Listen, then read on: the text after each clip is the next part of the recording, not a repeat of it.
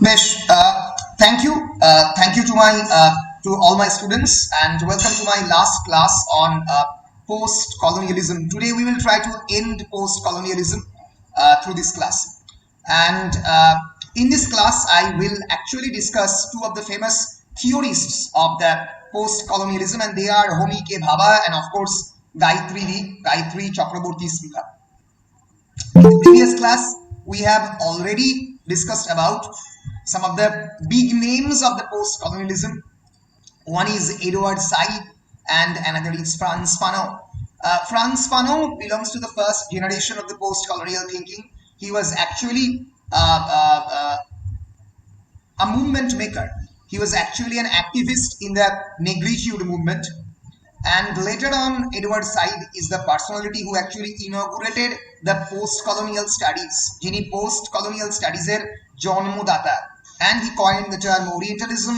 Orientalism সম্পর্কে আমি আগের ক্লাসে বলেছি, যারা আগের ক্লাস করেনি তারা আমার রেকর্ডটা শুনে নিতে পারবে, it is on YouTube. So thank you again. দিয়ে আজকে আমি আমার হোমি কে ভাবা শুরু করছি। হোমি কে ভাবা, another famous post-colonial thinker. He's an Indian English scholar. অনেকেই হোমি ভাবাকে গুলিয়ে ফেলে হোমি জে ভাবার সঙ্গে। হোমি জে ভাবা is also an Indian atomic scientist, while Homi K. Bhabha is a post-colonial thinker. Born in 1949, he is an Indian English scholar and critical theorist, and he is currently Annie F. Rothenberg Professor of the Humanities at the Harvard University. He is one of the most important figures in the contemporary post-colonial studies. বর্তমানে post-colonial studies এর হ্যাঁ বলো sir বলছি এখানে এই নামটা কি বোঝাচ্ছে প্রফেসরের আগে যেটা লেখা আছে Annie F Rothenberg? Annie F Rothenberg is actually the name of a position. ধরা যাক আমাদের Gurudas Banerjee professor of law, বা for example Taranath Banerjee professor of political science. কোনো একজন সেই পার্টিকুলার সাবজেক্টের একজন বড় স্কলারের নাম অনুযায়ী এই ধরনের পোস্ট ক্রিয়েট করা হয়। এই ধরনের পোস্টগুলো বেশিরভাগ ক্ষেত্রেই অনারারি পোস্ট হয়। ভারতবর্ষে এই ধরনের পোস্টের সংখ্যা খুবই কম, কয়েকটি ইউনিভার্সিটিতে আছে, ধরা যাক আমাদের সিইউতে গুরুদাস ব্যানার্জি প্রফেসর আছে, কিন্তু এগুলো সবই অনারারি পোস্ট। এগুলো একজন প্রফেসর রিটায়ারমেন্টের কাছাকাছি চলে এসছে বা রিটায়ারমেন্টের পরে এই ধরনের পোস্ট দেওয়া হয়।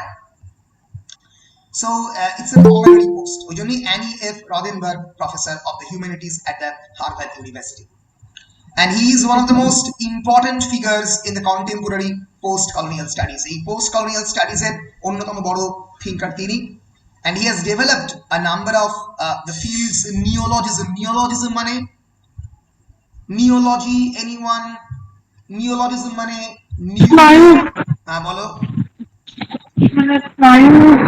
না ওটা নিউরোলজি, তুমি গুলিয়ে ফেলছো। Neology means a newly created term. নতুন যদি আমি একটা টার্ম ক্রিয়েট করি তাকে নিওলজিজম বলা হয়। তাহলে আমি বললাম শতাব্দী typification, that is a newly created term and hence neologism. So post colonial field is a very dynamic field. প্রত্যেকদিন নতুন নতুন টার্ম ক্রিয়েট হচ্ছে। এরকম অনেকগুলো নতুন কি কনসেপ্ট এবং নিওলজিস্টিক টার্ম ক্রিয়েট করেন। কি কি টার্ম? একটা হচ্ছে হাইব্রিডিটি টার্মটা পুরনো হতে পারে কিন্তু কনসেপ্টটা নতুন, যেটা ভাবা বলে। মিমিক্রি, ডিফারেন্স অ্যান্ড অ্যাম্বিভ্যালেন্স, এই ধরনের নতুন কয়েকটা কনসেপ্ট তিনি ইন্ট্রোডিউস করেন। দিস টার্মস, যেগুলো নিয়ে আমরা আলোচনা করবো একটু পরে, হাইব্রিডিটি এগুলো 5 নম্বরে পড়ে, mimicry, difference and ambivalence, this terms describe ways in which colonized people have resisted the power of the colonizer. কিভাবে colonized লোকেরা colonizerদের ক্ষমতাকে বিভিন্ন সময় রোখার চেষ্টা করেছে, রেজিস্ট করার চেষ্টা করেছে। So in 2012 he received actually the Padma Bhushan Award in the field of the literature and education from the Indian government. Indian government এর কাছ থেকে পদ্ম ভূষণ পেয়েছেন হোমি কে ভাবা। এবার আমরা তার কয়েকটা ইম্পর্টেন্ট টার্ম নিয়ে আলোচনা করব, বিশেষ করে মিমিক্রি, অ্যাম্বিভ্যালেন্স এবং হাইব্রিডিটি, এই বিষয়গুলো নিয়ে। এগুলো আমার নোটেও আমি ভাবার উপর যে নোটস তোমাদের দিয়েছি সেখানেও এই টার্মগুলো এক্সিস্ট করছে। So a key figure in the post-colonial analysis of the interpellation of the native subject is Homi Bhabha. So এই যে নেটিভ সাবজেক্টকে কেমন করে কন্ট্রোল করতে হয়, কেমন করে নিয়ন্ত্রণ করতে হয়, কেমন করে নিয়ন্ত্রণ করেছে এই কলোনিয়াল মাস্টাররা, ব্রিটিশ বা ফ্রেঞ্চ বা আমেরিকানরা ভাবার ওয়ার্ক সেটাকে বলার চেষ্টা করেছে। কিন্তু ভাবা প্রথমবার যেটা বললেন যে শুধুমাত্র কলোনাইজরা কলোনাইজারকে ইনফ্লুয়েন্স করে না, যেটা প্রথম দিনের ক্লাসে অর্পিতা বলছিল, colonizerরাও colonizedদের ইনফ্লুয়েন্স করে। So Bhabha's work reveals how the colonial discourse that sought to impose a unidirectional flow of power, সবসময় colonial discourse দেখায় একটা unidirectional মানে সরল রৈখিক একটা দিকে, in the same direction, colonizer to the colonized, এইভাবে ক্ষমতা যায়, কিন্তু সবসময় নয়, উল্টো দিক দিয়েও যায়, colonize থেকে colonizer-এর দিকেও যায়। ফলে he actually denigrated this unidirectional flow of the power and said that this monolithic structure, monolithic মানে which has never changed, unchanged structure, often failed, এটা অনেক সময় ফেল করে বলেই colonizerদের দেশ ছেড়ে চলে যেতে হয়। And Bhabha's work on the mimicry, ambivalence, হ্যাঁ বলো। স্মৃতি জয়েন হতে পারছে না, মেবি স্মৃতি জয়েন হতে পারছে না, না এটা তো হওয়ার কথা না। জয়েন হতে বলো, আমি তো দেখতে পাচ্ছি, এক সেকেন্ড, জয়েন হতে বলো। জয়েন হয়েছে, ইয়েস, আশা করছি জয়েন হতে পেরেছে, আসলে শব্দটা পাই। তো ফলে ভাবার ওয়ার্কের মধ্যে মিমিক্রি, অ্যাম্বিভ্যালেন্স এবং হাইব্রিডিটির কনসেপ্টগুলোকে ইন্ট্রোডিউস করা হয়েছে। ভাবা বলছে প্রথমবার যে এই যে কলোনাইজার এবং কলোনাইজ রিলেশনশিপ, সেটা একেবারেই মোনোলিথিক নয়, it is not unidirectional, it is not monolithic, but rather is volatile. And this terms mimicry করা, অ্যাম্বিভ্যালেন্স, হাইব্রিডিটি, এইটা দেখায় যে কলোনিয়াল ডিসকোর্স কতটা এফেক্টিভ, তাই নিয়ে প্রশ্ন তোলে, while pointing out to all its fractures, তার যে ফাটল, ফ্র্যাগমেন্টেশন অ্যান্ড ফ্র্যাকচার্স, তার দিকে চেষ্টা করছে।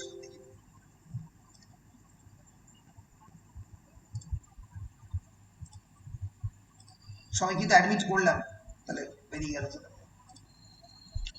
বেশ, সবাই আসতে পেরেছো? স্মৃতি, সৌমরূপ আসতে পেরেছো?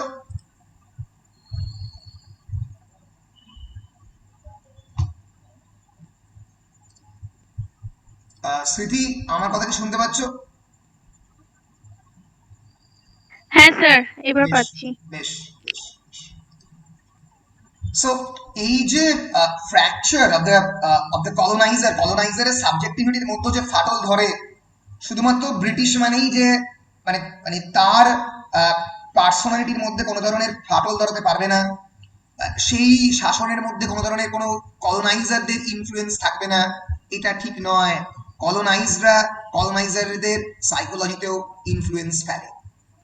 সো ভাবা begins his theory by reading and noting that how identities in the colonial encounter are never stable or fixed.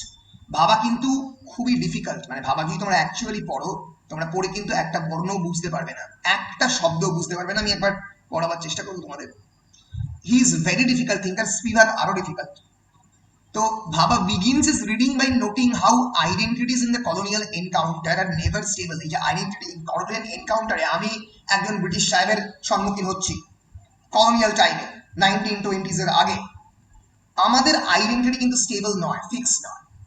কারণ কলোনিয়াল মাস্টার একটা নতুন দেশে এসছে, আমি আমার নতুন যে শাসক তাকে মিটিং করছি, এর ফলে দুজনের মধ্যেই একটা ল্যাক অফ কনফিডেন্স রয়েছে, দুজনেই শিওর নয় about his or her position, ফলে আইডেন্টিটি ইজ নেভার ফিক্সড।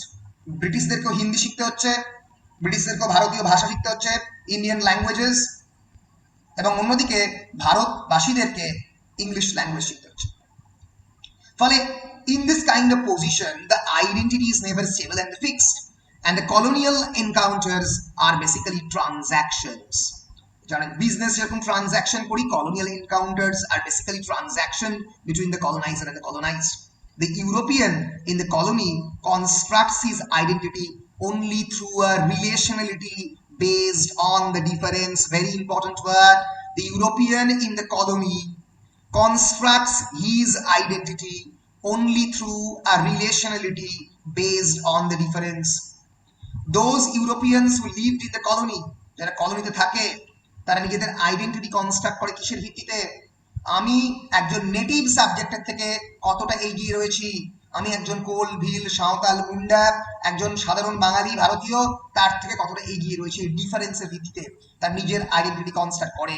কারণ সে নিজে ইউরোপিয়ান বলে তার যে ভয়ঙ্কর প্রাইড এবং গর্ব, সে তো আর তার ইকুয়াল অন্যান্য বিরাট সংখ্যক ইউরোপিয়ানকে তার চারপাশে পাচ্ছে না, কয়েকজন তার ফেলো অফিসিয়াল ছাড়া। ফলে তার কম্পিটিশন বা তার কম্পেয়ারের যে জায়গাটা, তুলনার জায়গাটাতে পুরোটাই ভারতীয়দের দ্বারা ভর্তি। So building on the concept of the Lacanian psychoanalysis, যেটা আমি তোমাদেরকে খানিকটা পড়িয়েছি, the concept of the mirror stage, the concept of the imaginary, symbolic and the real. সেই লাকানিয়ান সাইকোঅ্যানালিসিসের উপরে ভিত্তি করে ভাবা for the first time proposes that identities even in the colonial context are based on the differential relations. colonial context এর উপর ভিত্তি করে identity এই ডিফারেন্সিয়াল রিলেশনস এর উপরে বেস করে তৈরি হয়। Differential relation, difference. The colonizer establishes his identity by positioning himself against and the opposition to the native.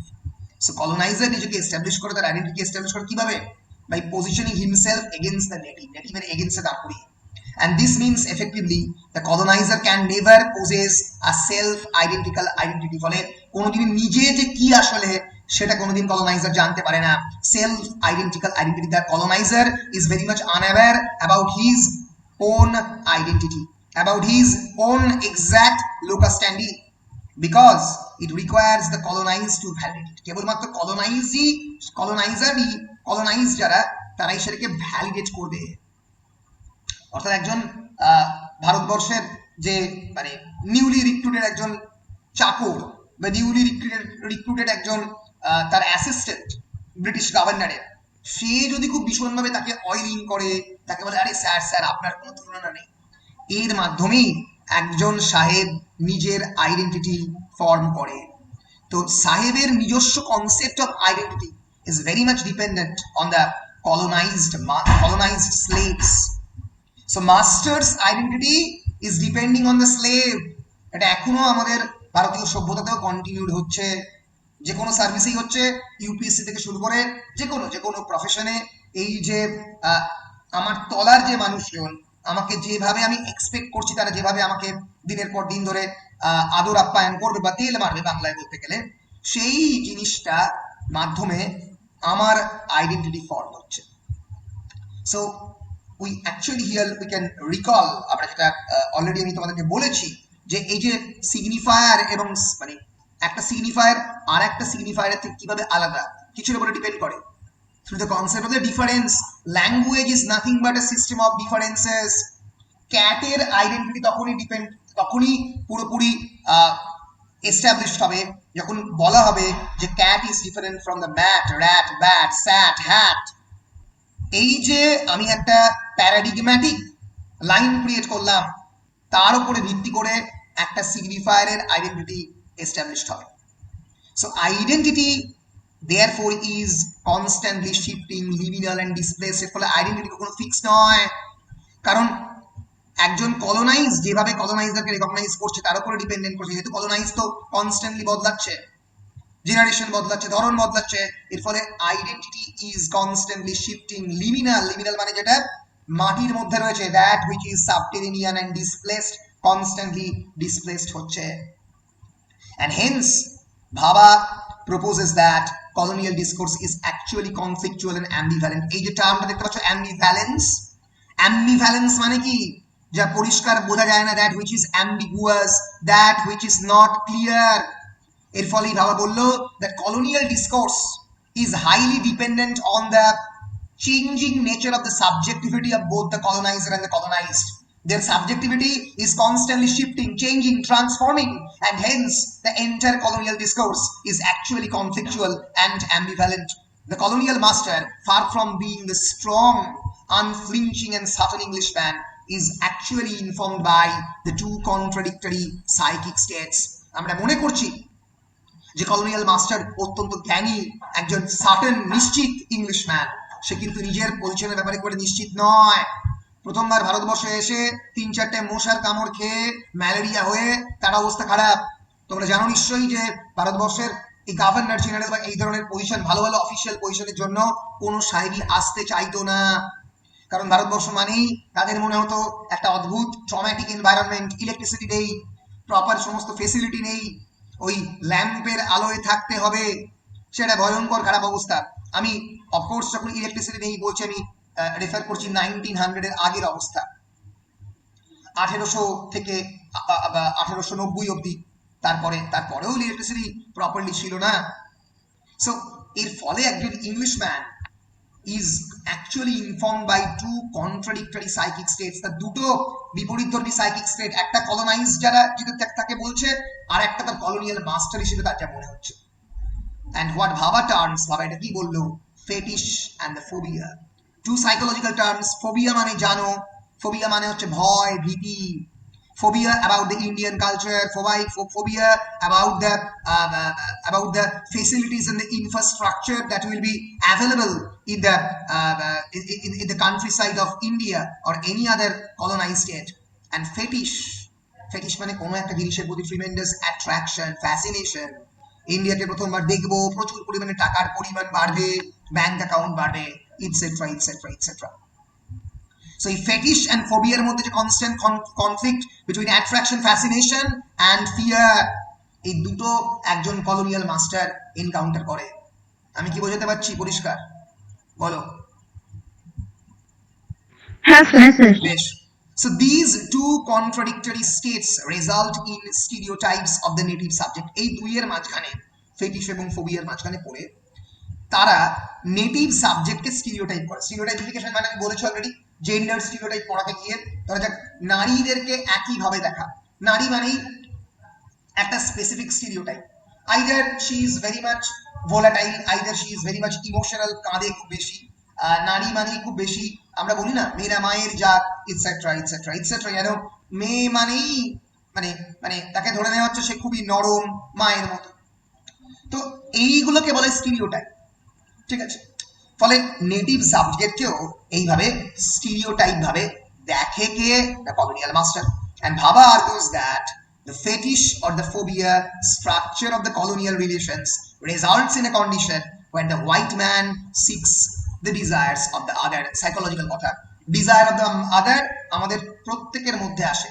desire for the mother means the desire for the primordial other. আমরা মায়ের প্রতি যে টান অনুভব করি, কিছু থেকে আমি বলেছি অলরেডি, লাকা এবং ফ্রয়েড পড়াতে গিয়ে ডিজায়ার ফর দ্য আদার, আমি আদারাইজ করছি, আমি মাকে নিজের থেকে ভিন্ন দেখছি। একই রকম ভাবে এই পোস্ট কলোনিয়াল সিচুয়েশনে একজন মাস্টার, একজন কলোনিয়াল মাস্টার, তার বাড়িতে যখন একজন ভারতীয় ভৃত্য এসছে বা একজন ভারতীয় কোনো একজন ক্লার্ক এসছে, তাকে এই আদার, একটা আদারাইজ করছে, সেটা অন্য, কিন্তু at the same time there is a desire for the other, আদারের প্রতি এক ধরনের অ্যাট্রাকশন আছে, তাকে কাজে লাগাবো, তাকে ইউজ করব। বা ইন্ডিয়ার প্রতি এক ধরনের ফ্যাসিনেশন, যেখান থেকে বিরাট পরিমাণে drainage of the economic wealth সম্ভব, প্রচুর পরিমাণে অর্থ গ্যাদার করা সম্ভব। কারণ তোমরা জানো যারা একবার গভর্নর জেনারেল এই ধরনের পজিশনে আসতো বা যে কোনো ব্রিটিশ অফিসিয়াল পজিশনে, তারা কিন্তু যখন ফেরত যেত আর তাদের কোনোদিন পিছনে থাকতে হতো না, 5 বছর 7 বছর থাকতো, ব্যাস enough. So while at the same time wishes to erase the difference, এবং একই সময় কিন্তু সে তার মনের মধ্যে সাইকোলজিক্যালি ডিফারেন্সটাকে ইরেজ করতে চেষ্টা করত, এবং এর ফলে যে রেজাল্টটা হতো সেটা হতো এইগুলো। কি রেজাল্ট? 1 নম্বর, দ্য ইনস্ক্রুটেবল নেটিভ, ইনস্ক্রুটেবল মানে দ্য আননোন, যাকে আমি জানি না, চিনি না, দ্য ইনস্ক্রুটেবল নেচার, দ্য ইনস্ক্রুটেবল আমফান, যে প্রাকৃতিক দুর্যোগকে আমি চিনি না, যেটা আমার বাড়িকে ধ্বংস করে দিতে পারে। So the inscrutable native suggesting an unknowable, radically different other. নেটিভকে তো সে বুঝতে পারছে না, তার তো যে এপিস্টেমোলজিক্যাল সিস্টেম, তার যে নলেজ সিস্টেম, তাই দিয়ে একজন ভারতীয় সভ্যতার মানুষকে, সেটা ভারতীয় ঋষি হতে পারে, ভারতীয় সাধারণ মানুষ হতে পারে, তাকে তো বোঝা সম্ভব নয়, কারণ he is not at all acquainted with the Indian culture. So the inscrutable native suggesting an unknowable, radically different other. তার কাছে নেটিভ মানেই আদার। The vulnerable, innocent or child like native, যে সমস্ত নেটিভকে মনে হতো যারা noble, controllable and subject of, তারা কিন্তু they become the subject of the colonial power. অর্থাৎ ইনস্ক্রুটেবল নেটিভ বলতে সেই ধরনের নেটিভ যারা রেজিস্ট করে, যারা রেভলিউশন আনে, বিনয়, বাদল, দীনেশ, যারা রেভলিউশন করেছে, যারা সাহেবদেরকে মেরেছে, যারা ভয়ঙ্করভাবে দেশের মধ্যে আর্ম রেভলিউশন ক্রিয়েট করার চেষ্টা করেছে। তোমরা জানো বেঙ্গল অ্যান্ড পাঞ্জাব এই দুটো প্রদেশ ভারতবর্ষের সরাসরি সশস্ত্র সংগ্রামের জন্য, স্বাধীনতার যে সশস্ত্র সংগ্রামের যে যুগটা সরাসরি জড়িত। অন্যদিকে যারা ভালনারেবল চাইল্ড লাইক নেটিভ, যাদের মনে হতো যে এত শিশুর মতো, তাদেরকে যেন মনে হতো যে তাদেরকে নিয়ন্ত্রণ করা যাবে। ফলে ভাবা দাস প্রপোজেস আ ডিভাইডেড কলোনিয়াল ডিসকোর্স, দুটো ভাগে বিভক্ত একটা কলোনিয়াল ডিসকোর্স। একদিকে এমন একটা নেটিভ সাবজেক্টকে কন্ট্রোল করা যাবে, আর একদিকে এই ধরনের নেটিভ সাবজেক্ট যারা 700 টাকা, তখনকার দিনের অরবিন্দ ঘোষকে 700 রুপিস মাইনে দেওয়া হতো বড়দা কলেজে। 700 টাকা মানে তখনকার দিনে এখন নিয়ার অ্যাবাউট 7 লক্ষ টাকা। ভাবতে পারছো 7 লক্ষ টাকা এখন কিন্তু কোনো প্রফেসরের মাইনে নয়। এর ফলে সেই টাকা ছেড়ে সে বোমা মারছে আলিপুরে। So this is the concept of the inscrutable native, and Bhavadas proposes a divided colonial discourse and a native subject whose subject position is never stable or automatic. এর ফলে একদিকে আছে একটা নেটিভ সাবজেক্ট যার কলোনিয়াল পজিশন কখনোই stable বা automatic নয়, তাকে সহজে বুঝতে পারছে না। সো এইভাবে the repetition of the stereotypes is not for Bhabha a sign of the power of the colonial discourse. এই যে স্টিরিওটাইপ যখন করা হচ্ছে, এইটা ভাবার মতে কিন্তু কলোনিয়াল ডিসকোর্সের ক্ষমতার লক্ষণ নয়। তার মানে কলোনিয়াল ডিসকোর্স দ্বিধা বিভক্ত, is very much conflictual. Rather he treats this repetition as a sign of its inherent instability. Colonial discourse প্রথম থেকেই ইনস্টেবল বা আনস্টেবল। অ্যান্ড স্টিরিওটাইপ, এই যে স্টিরিওটাইপ ক্রিয়েট করা হয় যে কোন ভারতীয় মহিলা সেক্সুয়ালি অ্যাপ্রোচেবল, সাহেবরাই ক্রিয়েট করেছে একটা সময়। এই যে these various stereotypes are invoked and repeated not because they are stable but because unless repeated they lose their power and validity as sign. যদি রিপিট না করি তাদের চিহ্ন হিসেবে যে পাওয়ার এবং ভ্যালিডিটি সেটা নষ্ট হয়ে যাবে। তোমরা জানো তোমাদের প্রত্যেক দিনের ল্যাঙ্গুয়েজের একটা বিরাট বড় ফিচার কি? ইটারে পরে দেখি বলেছি ইটারেবিলিটি। ইটারেবিলিটি মানে কি? রিপিটেবিলিটি। ল্যাঙ্গুয়েজ কেন powerful? Why language is powerful? Because language is repeatable. Repeat করা যায়। আমি যদি এমন কোনো শব্দ বলি যেগুলো তোমরা একটাও চেনো না, রিপিটেবল নয়, তাহলে সেই শব্দের চিহ্নের কোনো মানে তোমাদের কাছে থাকবে না। এর ফলে তোমরা যখন একটা আননোন শব্দ জানো তার মানে তোমরা জানো না। এর ফলে এই যে স্টিরিওটাইপ গুলো, কি কি স্টিরিওটাইপ? ধরা যাক ভারতীয় মানেই হচ্ছে খুব বেশি পরিমাণে সাহেবদেরকে তেল দেবে বা খুশি করার চেষ্টা করবে। ভারতীয় মানেই হচ্ছে একদিকে জমিদার। ভারতীয় মানেই হচ্ছে একদিকে একেবারে খেতে পায় না। ভারতীয় মানেই হচ্ছে স্নেক চালামার, সাপের খেলা দেখা। এই যে ভেরিয়াস স্টিরিওটাইপ, এটাকে কেন বারবার সাহেবরা রিপিট করেছে? Because they will lose their power and validity as science. কারণ ল্যাঙ্গুয়েজের মতো যদি বারবার এই স্টিরিওটাইপগুলো ক্রিয়েট করা না হয় এবং বারবার এগুলোকে না বলা হয় গোটা পৃথিবীকে, তাহলে তাদের যে ব্রিটিশদের যে নিজস্ব ক্ষমতা যেটা তারা এস্টাবলিশ করবে, এবং এই যে প্রত্যেকটা স্টিরিওটাইপের যে সাইন সিস্টেম, এগুলো প্রত্যেকটাই তো এক একটা চিহ্ন, সেই চিহ্নগুলো নিজের ভ্যালু হারাবে। এই চিহ্নগুলো নিজের ভ্যালু হারালে কলোনিয়াল মাস্টারের ক্ষমতা আস্তে আস্তে হারিয়ে যাবে। ফলে চিহ্ন কিন্তু সবকিছু। তোমরা যদি এখনই বাকিংহাম প্যালেসে যাও, ইংল্যান্ডে এখন রাজতন্ত্র চলছে, মরার্কি চলছে, যদি বাকিংহাম প্যালেসের সামনে গিয়ে দাঁড়াও, তার সামনে দেখবে দুজন বড় বড় গার্ড বিরাট বড় মাথায় একটা টুপি পরে বসে আছে। তো যে গার্ড মাথায় টুপি পরে বসে আছে, that is nothing but the symbol of power. কালকে তার টুপিটা খুলে অন্য কিছু দেওয়া যেত, কিন্তু তার পাওয়ারটা হারিয়ে যাবে। কারণ power is based on the symbol. একজন আইপিএস অফিসারের ঘাড়ের মধ্যে একটা ব্যাজ থাকবে, যে ব্যাজে অন্তত 2 বা 3টে স্টার থাকবে। সেই স্টারটা সিম্বলাইজ করছে তার ক্ষমতাকে, তার পাওয়ারকে। ফলে দিজ আর অল সিম্বল। আমরা ক্ষমতায় প্রত্যেক মুহূর্তে সিম্বল বা আইকন ইউজ করি। আমার power nothing but iconographs. For example, একজন আইএএস অফিসারকে আমরা বুঝতে পারবো because of the symbol or the sign of the লাল বাতি অর নীল বাতি। So these are the various iconographs or symbols. পরিষ্কার? বলো পরিষ্কার কিনা?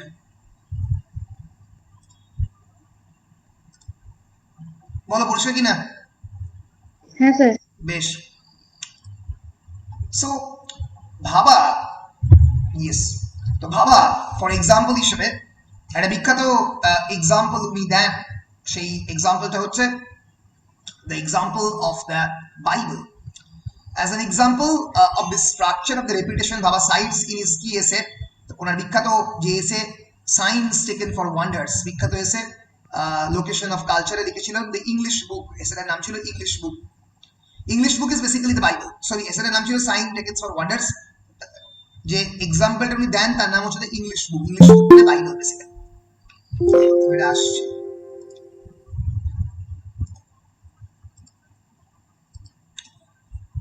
So English book bolte basically Bible. So Bhava argues that the Bible functioned as a sign of the colonial power and authority. The authority to disseminate the book throughout the colony. So Bible Bhavar kache এক ধরনের পাওয়ারের symbol. কি পাওয়ার না, যেটাকে যেটা this actually the symbol of the religious conversion, মানুষজনকে রিলিজিয়নের ভিত্তিতে কনভার্ট করা হবে, এবং the authority of the book is to disseminate the book throughout the colony, গোটা কলোনি জুড়ে এই বইটাকে ছড়িয়ে দাও। এই বই, এই যে ছোট্ট মতো একটা নীল মলাটের বই, এর কি ক্ষমতা? এর ক্ষমতা হচ্ছে একটা স্পেসিফিক সংস্কৃতির মানুষকে আর একটা অন্য সংস্কৃতিতে নিয়ে আসার যে প্রচেষ্টা, সেই ক্ষমতা, জোর করে conversion. However, Baba notes the sign of the book is riddled with ambivalence. কিন্তু বইটার মধ্যে প্রচুর পরিমাণে অ্যাম্বিভ্যালেন্স রয়েছে। এটা ক্ষমতার সিম্বল, কিন্তু তা সত্ত্বেও এটা দিয়ে চট করে ক্ষমতাকে এস্টাবলিশ করা যাচ্ছে না। কেন যাচ্ছে না? Because Baba suggests that the book is translated by the natives into their own context. বারবার যারা নেটিভ তারা তো বাইবেলকে ট্রান্সলেট করেছে, নিজস্ব বাঙালি ভাষায় ট্রান্সলেট করেছে। এর ফলে বাইবেলের যে নিজস্ব মানে সেটা মাঝে মাঝেই হারিয়ে যাচ্ছে। যেরকম ভাবে কৃত্তিবাসী রামায়ণে রাম আর উত্তর ভারতীয় একজন বিরাট শক্তিশালী রাম নয়, রাম একটা ভারতবর্ষের বাঙালিদের বউয়ের মানে বকুনিকে ভয় পায়, এবং মানে ভাত খাওয়া ভুড়িওয়ালা রাম। কারণ ট্রান্সলেশন তো ইভেনচুয়ালি কোনো একটা টেক্সটের কনটেক্সটকে বদলে দেয়। ট্রান্সলেশন তো সবসময় টেক্সটটাকে বদলায়। তোমরা ট্রান্সলেশন স্টাডিজ করতে গিয়ে সেটা দেখেছো। ফলে the natives actually translates this book, the Bible, into their own context, নিজেদের মতো করে ট্রান্সলেট করেছে। এর ফলে তারা কেবলমাত্র নিজেদের কালচার নয়, বুঝতে পারছো, তারা কেবলমাত্র নিজেদের কালচার নয়, তারা সাহেবদের কালচারকে প্রভাবিত করছে। সাহেবদের কালচার যেটা নেটিভদের হাতে তুলে দেওয়া হচ্ছে, সেইটাকেও ইনফ্লুয়েন্স করার চেষ্টা করছে। যে নেটিভ, এটা কি বলা হচ্ছে মিমিক্রি, সেটা নিয়ে হাসি ঠাট্টা করা, মানে ওই কালচারটাকে এই কালচারের দিকে এনে তাকে নিয়ে মস্করা করা, স্যাটায়ার করা, that is mimicry.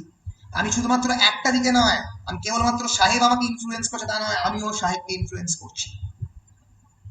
So a process that often involves subversion and sometimes resistance. এই ট্রান্সলেশনের প্রসেসের মধ্যে সাবভার্সন রয়েছে। Subversion means revolution, a kind of change, a kind of answer, and resistance, প্রতিরোধ করা আছে।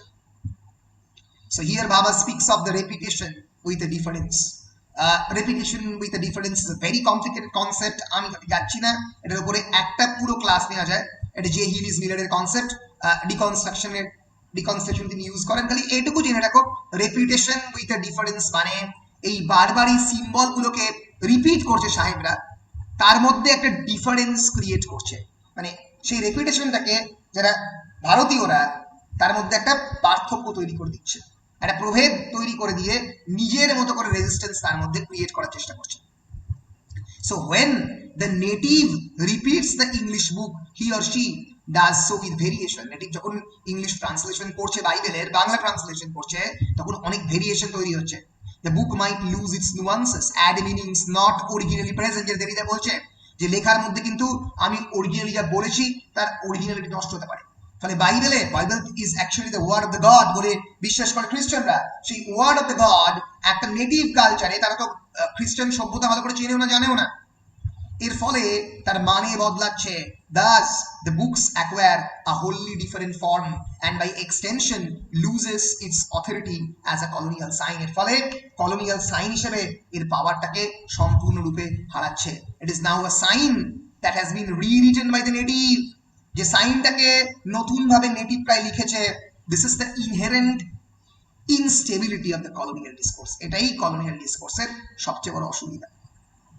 So Bhava uses the term এই জায়গাটাতেই এই যে ambivalence বা instability ক্রিয়েট হচ্ছে এটাকেই Bhava ambivalence বলছে. Bhava uses the term ambivalence to describe this rupture between the hope for original authority of the English book or sign and the effect of the repetition and difference. Actually তারা ভেবেছিল কি হবে আর কি হয়েছে তার মধ্যে যে পার্থক্য between the conception and the execution. আমি ভেবেছিলাম আমি CBCS এ ফার্স্ট হব, আমি হলাম অনেক কম নাম্বার পেলাম. এই যে ভাবা এবং চিন্তার মধ্যে যে প্রভেদ থেকে যাচ্ছে এটা কলোনিয়াল ডিসকোর্সে হয়, শুধু আমাদের কেবলমাত্র পরীক্ষার প্রিপারেশনে যে হয় তা নয়. ফলে এই যে difference between the expectation and the reality is basically ambivalence according to Bhabha's concept. And from this I've already discussed about the concept of the mimicry, and from this actually comes the idea of the mimicry. তার বিখ্যাত essay of mimicry and man তাতে ভাবা লেখেন. So mimicry is the disciplined imitation of the white man by the native. যে ইমিটেশনটা native বারবার করছে disciplined ওয়েতে তাকে বলা হচ্ছে mimicry. The native has been taught consistently that he needs to try and ape the white man and his culture. বারবার বলছে আমাদের culture superior, you have to imitate our culture, you have to strictly follow our culture. Mimicry is sought through the western education. পশ্চিমী শিক্ষায় শিক্ষায়িত করছে, পশ্চিমী religion বিভিন্ন জায়গাতে convert করছে ক্রিশ্চিয়ানিটিতে, and structures where the native is trained to think or behave like the white man. বিভিন্ন চাকরির পরীক্ষা ICS থেকে শুরু করে স্কুল এডুকেশন সিস্টেম প্রত্যেকটাই ওয়েস্টার্ন, তাকে ভাবতে বলা হচ্ছে একজন হোয়াইট ম্যানের মতো. However, Bhabha sees this as a site where the colonial authority, rather than being reinforced, actually breaks down. এই জায়গাতেই colonial authority সম্পূর্ণরূপে ভেঙে পড়ছে, কারণ এই ইংরেজি শিক্ষায় শিক্ষায়িত মানুষজন, স্যার আশুতোষ মুখার্জি প্রথম ক্যালকাটা ইউনিভার্সিটির ভাইস চ্যান্সেলর হচ্ছেন এবং ভারতীয়দেরকে ব্যাপক পরিমাণে শিক্ষিত করছেন. স্যার গুরুদাস ব্যানার্জি প্রথম ক্যালকাটা হাইকোর্টের জাজ হচ্ছেন, ভারতীয়দেরকে প্রপার জাজমেন্ট দিচ্ছেন, প্রপার জুডিশিয়াল হেল্প দিচ্ছেন করছেন. সুভাষচন্দ্র বসু থেকে শুরু করে মহাত্মা গান্ধী প্রত্যেকেই ওয়েস্টার্ন এডুকেশনে শিক্ষিত. Barrister Mahatma Gandhi, Subhash Bose while he actually cleared the ICS examination, Presidency College, Scottish Church College প্রত্যেকটাই ওয়েস্টার্ন এডুকেশনের প্রোডাক্ট. সেই শিক্ষায় শিক্ষিত হয়ে ব্রিটিশদেরকে উত্তর দিচ্ছে. চিনুয়া অ্যাচিবি তার বিখ্যাত বই তোমরা পড়ছো এবারে, বইয়ের নাম কি পৌলমী বললো একটু আগে, ভুলে গেলাম, জাস্ট ভুলে গেলাম. চিনুয়া অ্যাচিবিস Things fall apart. Things fall apart. Things fall apart লেখা ইংলিশে. সেই সময়কার এই tribal culture, African tribal culture, সেই ট্রাইবাল কালচার সম্পর্কে খুব ভীষণভাবে জেনে তাদের ব্রিটিশদের এক্সপ্লয়টেশন এবং অত্যাচারের কাহিনী এই থিংস ফল অ্যাপার্ট যখন সময় ভেঙে পড়ছে, ধ্বংস হচ্ছে, তার কথা এখানে বলছেন চিনুয়া অ্যাচিবি. ফলে লিখছেন ইংরেজিতে. ফলে এর ফলে ইউরোপের একটা বড় পাঠকের কাছে তিনি পৌঁছে যাচ্ছেন. ফলে ব্রিটিশদের শিক্ষায় শিক্ষায়িত হয়ে যখন আমি আনসার ব্যাক করছি, that is mimicry. So what happens in the colonial encounter, and hence the entire system is breaking down. So what happens in the colonial encounter is that the native becomes anglicized but is never fully or truly white. সে কিন্তু anglicized হচ্ছে কিন্তু পুরোপুরি সাদা হচ্ছে না. He is a mimic man. He is a mimic. Mime করা মানে pantomime করা মানে মুখাভিনয়, মুখের বিভিন্ন এদিক ওদিক পাল্টে নিজের মতো করে অভিনয় করা. So mimic who can now insinuate himself into the colonial structure, respond in English and adopt the structure of the logic and reasoning. British Enlightenmenটের যে সমস্ত ধরনের ফসল লজিক এবং রিজনিং সেগুলোকে শিখে তার ভাষাতে তাকে উত্তর দেওয়া. So he can now respond in English and adopt the structure of the logic and reasoning in the argument which Western education has taught him. যেটা Western education তাকে শিখিয়েছে সেই ভাষাতেই সে উত্তর দিচ্ছে.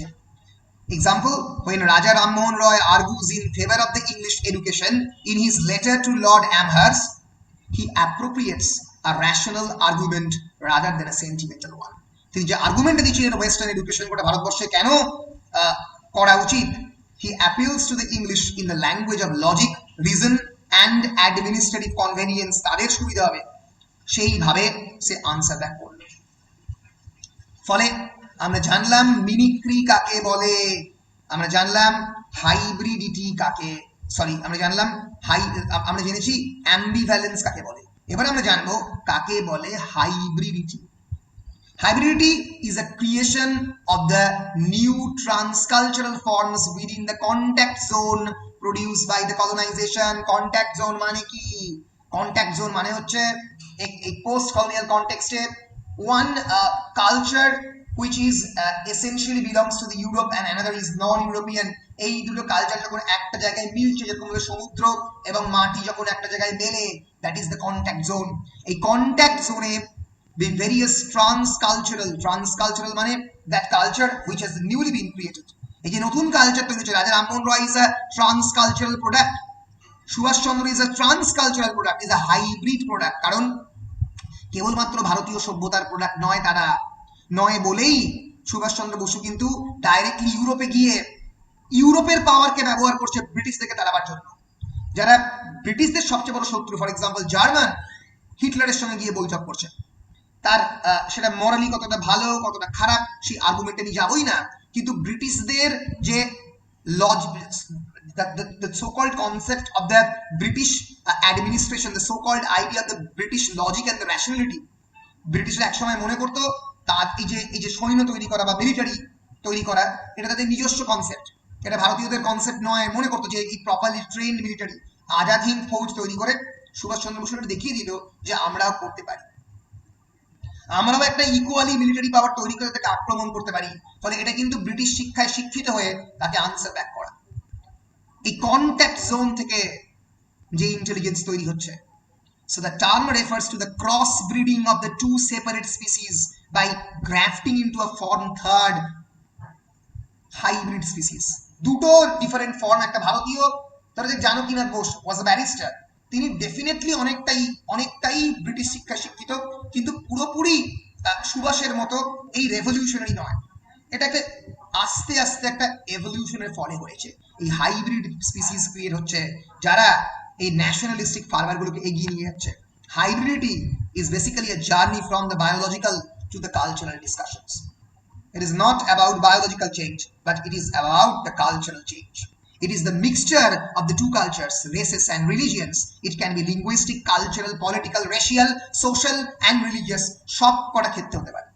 ভাষার ক্ষেত্রে হচ্ছে নতুন ভাষা শিখছে, নতুন সংস্কৃতি শিখছে, রাজনৈতিক চেতনা তৈরি হচ্ছে, পলিটিক্যাল ফ্রিডমের কনসেপ্ট আসছে, রেশিয়াল আইডিয়া, তুমি ব্রিটিশ আমি ভারতীয়, সোশ্যাল অ্যান্ড রিলিজিয়াস, সামাজিক এবং ধর্মীয় সমস্ত দিক থেকে এই ট্রান্সফরমেশনটা হচ্ছে।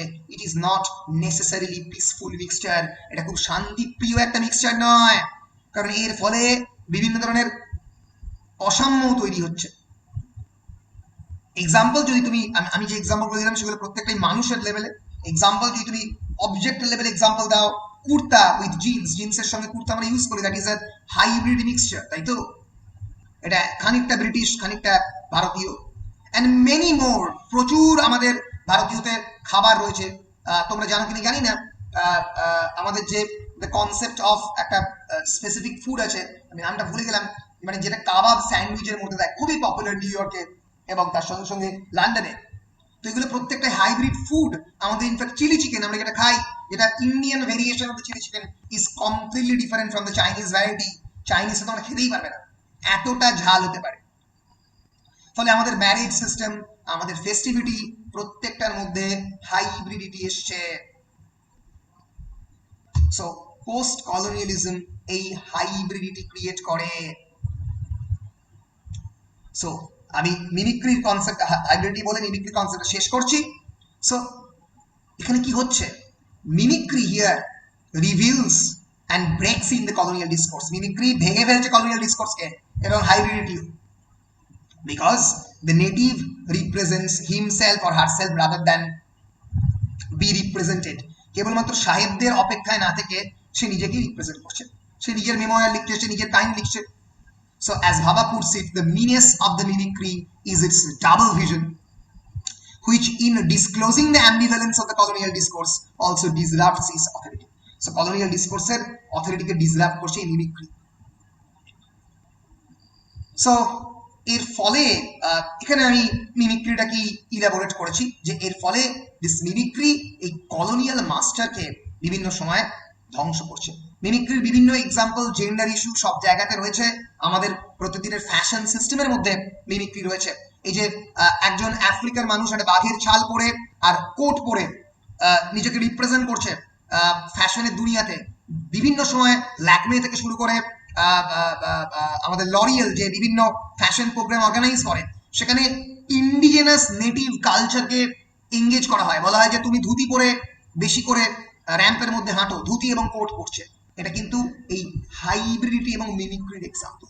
মিমিক করছে, একদিকে সাহেবের কালচারকে খানিকটা স্যাটারাইজ করছে, খানিকটা বিদ্রুপাত্মক ভঙ্গিতে ছড়িয়ে দিচ্ছে, আবার তাকে মিমিকও করছে, করে একটা হাইব্রিড কালচার তৈরি করছে। বিখ্যাত essay of mimicry and man. So বাবার ল্যাঙ্গুয়েজ ইজ ভেরি ডিফিকাল্ট, শুধু বাবা পড়লে বুঝতে পারবে না। এই যে the discourse of mimicry is constructed around an ambivalence. এবার আমি পুরোটা বুঝিয়ে দিচ্ছি করে তোমরা বুঝতে পারবে। In order to be effective, mimicry just continually produce its slippage, its excess, its difference. তাহলে মিমিক্রিকে কনস্ট্যান্টলি তার ভিতরে যে স্লিপেজ, কনস্ট্যান্টলি স্লিপিং হচ্ছে, তাকে দেখাতে হবে ইটস এক্সেস, যে উদ্বৃত্তগুলো সেগুলো বেরিয়ে আসছে। Mimicry is thus the sign of a double articulation. দুটো আর্টিকুলেশন করছে কি, একটা হচ্ছে complex strategy of reform, regulation and discipline, একদিকে ব্রিটিশদেরকে পুরোপুরি ফলো করছে, which appropriates the other as it visualizes power. অন্যদিকে ব্রিটিশদের ক্ষমতাকে নিজের মতো করে ব্যবহার করছে। So that is mimicry. এইখান থেকেই ভাবার যে concept of the in betweenness and third space, এটা বেসিক্যালি হাইব্রিডিটিরই দুটো নতুন টার্ম। খুবই সহজ। Mimicry that results in this dualism of difference and disobedience. Mimicry কি হচ্ছে? মিমিক্রি ফলে ডিফারেন্স হচ্ছে। ডিফার করা মানে কি? পোস্টপোন করা। কারণ আমি পুরোপুরি ব্রিটিশ কালচারকে নিজের মধ্যে আনছি না, এবং ডিসোবিডিয়েন্স আমি মানছি না। এইটাই একটা থার্ড স্পেস তৈরি করছে, একটা অন্য space, first space second space না, থার্ড স্পেস তৈরি করছে। এবং সেই থার্ড স্পেসের এটা কি? ইন বিটুইননেস। আমি ব্রিটিশও না, আমি পুরোপুরি ভারতীয় না, ইন বিটুইন দ্য টু। এবং থার্ড স্পেস, একটা নতুন স্পেস ক্রিয়েট করছে। এইটার মধ্যে দিয়ে কি হচ্ছে? Colonial identity and native identity meet and often contest. এই কলোনিয়াল আইডেন্টিটি এবং আমার নেটিভ আইডেন্টিটি একটা জায়গায় মিলছে, এবং এদের দুজনের মধ্যে লড়াই হচ্ছে। Colonial discourse is both at once asserted and subverted. তো এই ডিসকোর্সটা একই সময়ে মানে অ্যাসার্ট করা হচ্ছে, ব্রিটিশরা সেটাকে বলছে এবং সেটাকে রেজিস্ট করছে। এর ফলে ডিফারেন্স এবং ডিফারেন্স ক্রিয়েট হচ্ছে, পোস্টপন হচ্ছে, আবার একটা পার্থক্য থেকে যাচ্ছে। এইটার ফলেই একটা মিমিক্রি এবং মকারি তৈরি হচ্ছে। So the third space is basically the space where the subject begins to articulate resistance. যেখানে সাবজেক্ট রেজিস্ট্যান্স ক্রিয়েট করছে, প্রতিরোধ ক্রিয়েট করছে। The subject for Bhaba is thus split, decentered and unstable and resistant one. বাবার কাছে subject মানে ভেঙে যাওয়া, ডিসেন্টার্ড বিকেন্দ্রীভূত হওয়া, এবং আনস্টেবল সাবজেক্ট। সো এর মাধ্যমে আমি শেষ করলাম হোমি ভাবাকে। ভাবা ইজ ভেরি ডিফিকাল্ট। সারা পৃথিবীতে বলা হয় যে ভাবার লেখা পড়ে বোঝা মুশকিল, ভেরি অবসকিউর। ভাবার অরিজিনাল লেখা পড়ে একটা লাইনও বোঝা খুব মুশকিল, ভেরি ভেরি ডিফিকাল্ট। তো যাই হোক, আমি সহজ করে কতটা সহজ করে সম্ভব বোঝাবার চেষ্টা করলাম। কারোর কোনো বুঝতে অসুবিধা হয়েছে কিনা বলতে পারো, বলো।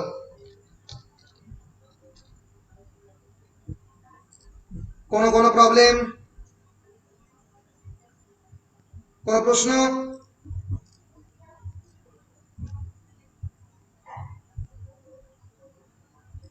প্রশ্ন নেই, তাই তো? বেশ, সরি। প্রশ্ন যদি না থাকে তাহলে আমি যেটা করছি সেটা হচ্ছে আমরা স্পিকাকে যাচ্ছি।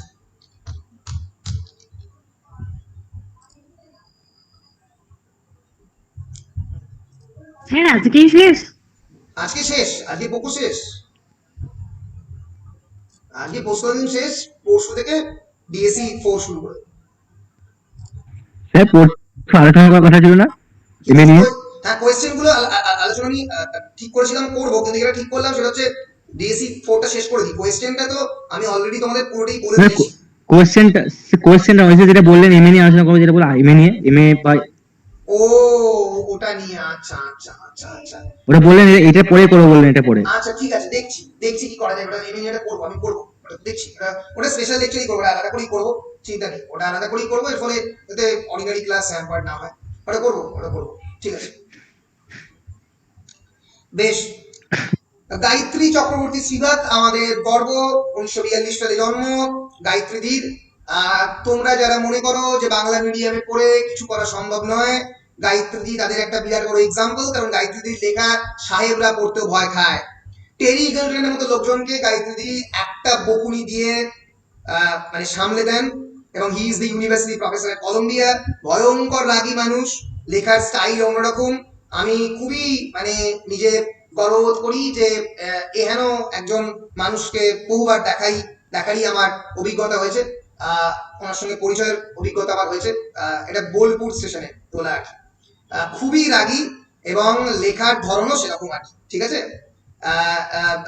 She is currently university professor at Columbia University. যদি তোমরা না জানো তাহলে বলে দিই যে মার্কিন যুক্তরাষ্ট্রের রাষ্ট্রপতিও গায়ত্রী দিকে ভয় পায়। একটা ছোট্ট ধমকানি মারবে ডোনাল্ড ট্রাম্পকে, পালিয়ে যাবে, এরকম আর কি।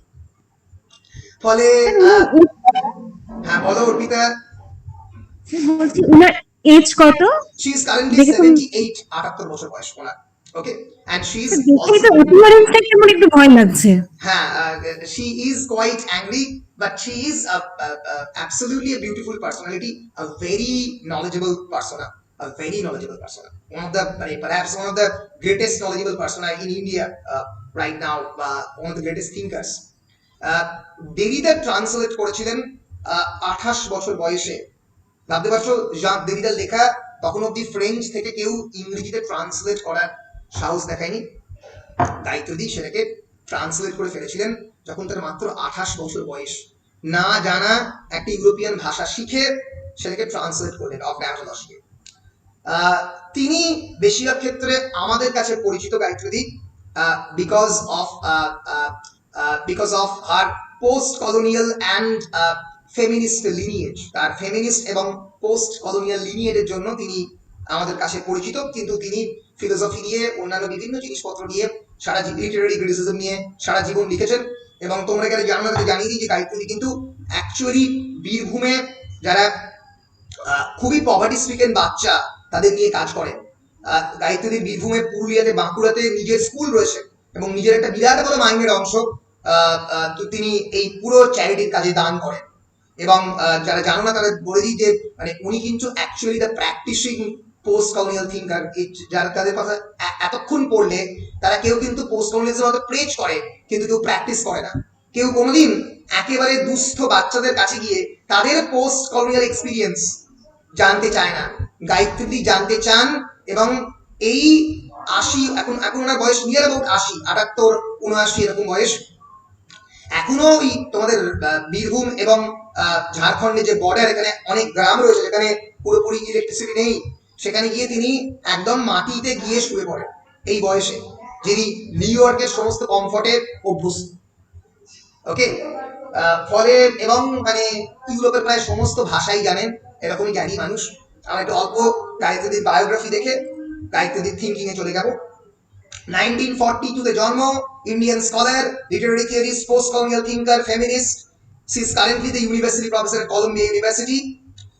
She is very much famous for her translation of Derrida's of grammatology, and she is considered one of the most influential among the post-colonial intellectuals. Spivak is best known for her essay Can the Subaltern Speak, যেটা নিয়ে আমরা আলোচনা করব। সাবলটার্ন কি কথা বলতে পারে? যদি ক্যারিয়ার দেখো, প্রথমে কলকাতায় জন্ম, saint John's diocesan girls higher secondary স্কুলে পড়েছে, প্রেসিডেন্সি কলেজ, ক্যালকাটা ইউনিভার্সিটি। 1961 আবার গ্রাজুয়েট করেন কর্নেল ইউনিভার্সিটি থেকে। পল ডি ম্যানের আন্ডারে পিএইচডি করেন। পরবর্তীকালে তার বিখ্যাত ডিসার্টেশনের নাম ছিল my self must I remake life and poetry of W Yeats. এবং এমএইচ অ্যাব্রামসের সঙ্গে কাজ করেছেন এবং গার্টন কলেজে কাজ করেছেন।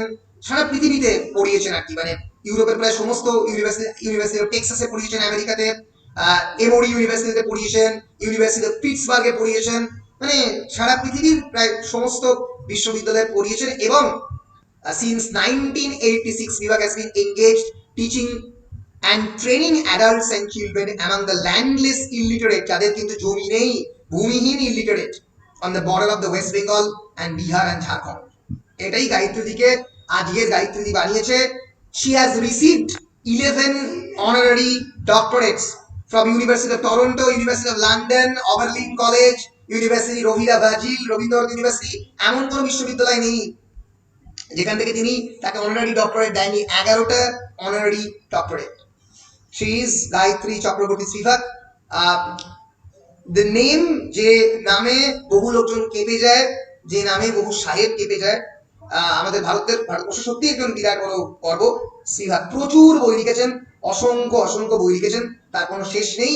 আমাদের সিলেবাসে যে জায়গাটা বেশি ইম্পর্টেন্ট, আমি শুধুমাত্র সেই জায়গাটাই পড়াবো, সেটা হচ্ছে গায়ত্রীদের ক্যান দ্য সাবঅল্টার্ন স্পিক.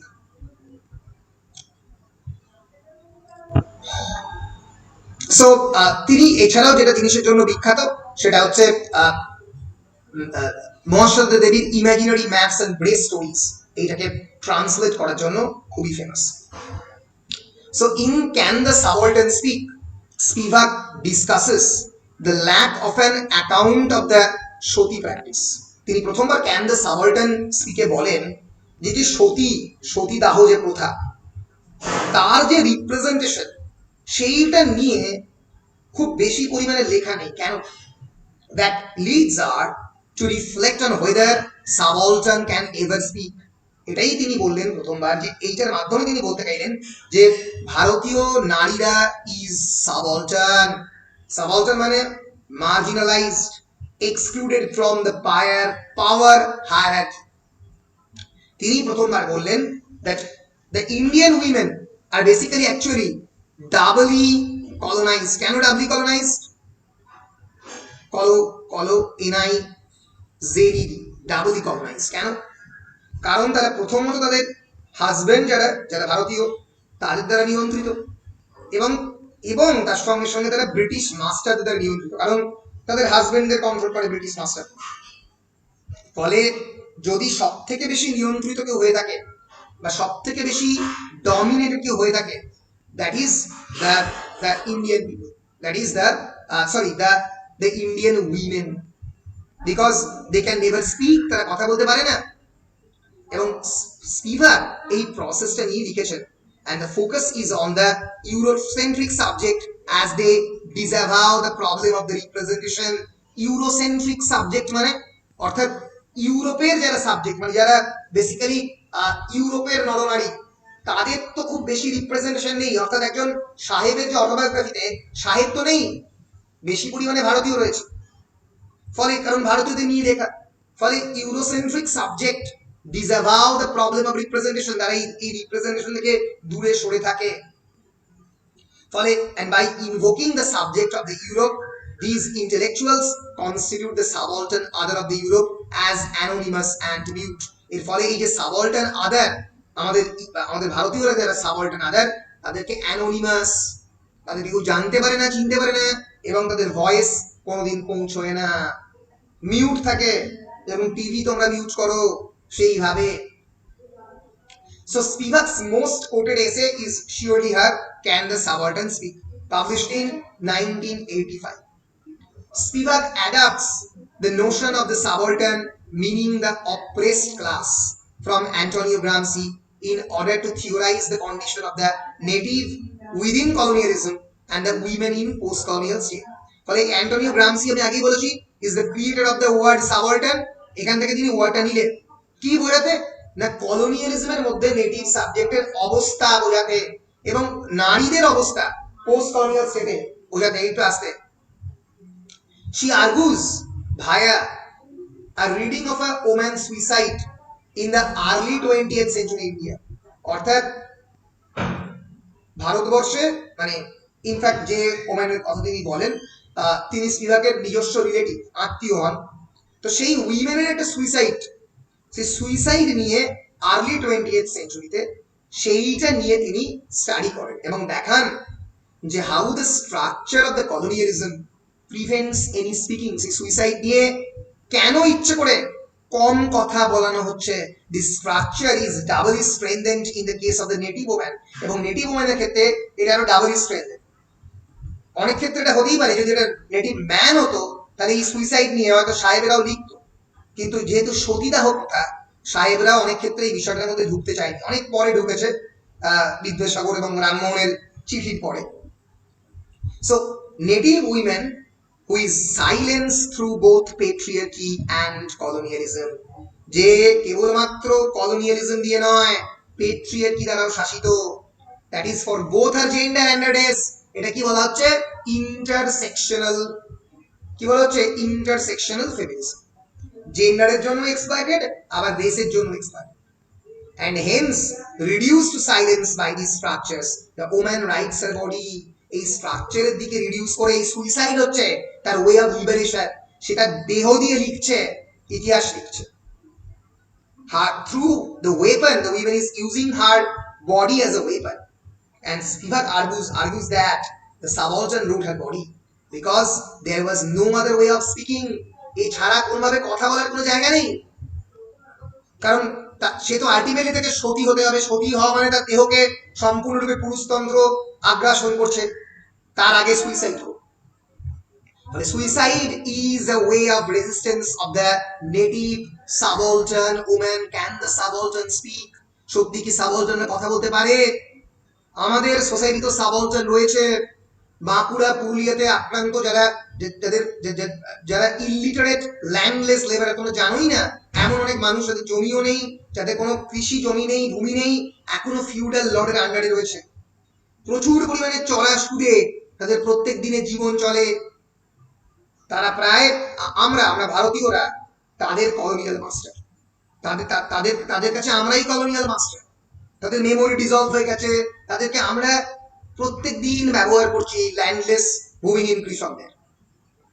তো এই যে সাবঅল্টার্ন, এরাও তো মার্জিনালাইজ। কেবলমাত্র তো এরা নয় যারা যারা কলোনিয়াল সাবজেক্ট, তারা তো শুধুমাত্র মার্জিনালাইজ নয়, কলোনাইজ যারা, কলোনাইজদের মধ্যে অনেকে পড়ছে, রামমোহন রায়ও পড়ছে, বিদ্যাসাগরও পড়ছে, আবার আশুতোষ মুখার্জিও পড়ছে। শুধুমাত্র এরা তো মার্জিনালাইজ নয়, এদের তো ভয়েস তবু রয়েছে, কিন্তু তাদের স্বর যেটা পাওয়ার স্ট্রাকচারের মধ্যে নেই। নারীরা, সাধারণ ভারতীয় নারী যারা সুইসাইড করতে বাধ্য হচ্ছে, তাদের নিয়ে লেখা গায়ত্রী স্পিভাকের ক্যান দ্য সাবঅল্টার্ন স্পিক। এই লেখাটা আমি কোট করছি গায়ত্রীর। So in establishing the postcolonial definition of the term subaltern, Gayatri Chakraborty Spivak cautioned against assigning an overbroad connotation। তিনি বললেন যে কোনো ওভারব্রড কনোটেশন নেই, এর কোনো গুঢ় অর্থ খুব বেশি করে বললে হবে না। What is subaltern? Subaltern is not just a classy word for the oppressed।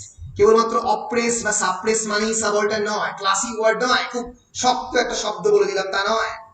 or for the other, or for somebody who is not getting a piece of the pie, যে পুরোপুরি পাই মানে কেকের কোনো অংশ পাচ্ছে না, সে কিন্তু সাবঅল্টার্ন নয়। সে মানে কি সাবঅল্টার্ন তা কিন্তু নয়। In post colonial terms, everything that has limited or no access to the cultural imperialism is subaltern। ভালো করে বোঝো, পোস্ট কলোনিয়াল টার্মে সেই সমস্ত জিনিস যার এই কালচারাল ইম্পেরিয়ালিজম বা সাংস্কৃতিক সাম্রাজ্যবাদের কোনো অধিকার নেই। সাংস্কৃতিক সাম্রাজ্যবাদ মানে, আমি আগেই বলেছি, কালচারাল ইম্পেরিয়ালিজমের পার্ট। ধরা যাক তুমি বিগ বাস্কেট থেকে খাবার কিনছো, ফর এক্সাম্পল তুমি খুব ইচ্ছে করেই অ্যাডিডাসের জামা পরতে পারছো, আমি চাইলে কিনতে পারি, তুমি চাইলে কিনতে পারো। যে কোনো কালচারাল ইম্পেরিয়ালিস্টিক প্রোডাক্ট, অর্থাৎ গ্লোবালাইজ প্রোডাক্ট যেগুলো ইজিলি অ্যাভেলেবল আমাদের মার্কেটে, কুরকুরে তুমি কিনতে পারো। হিন্দুস্তান লিভারের প্রোডাক্ট কিন্তু অ্যাকচুয়ালি কনসেপ্টে এসছে ওয়েস্টার্নাইজ।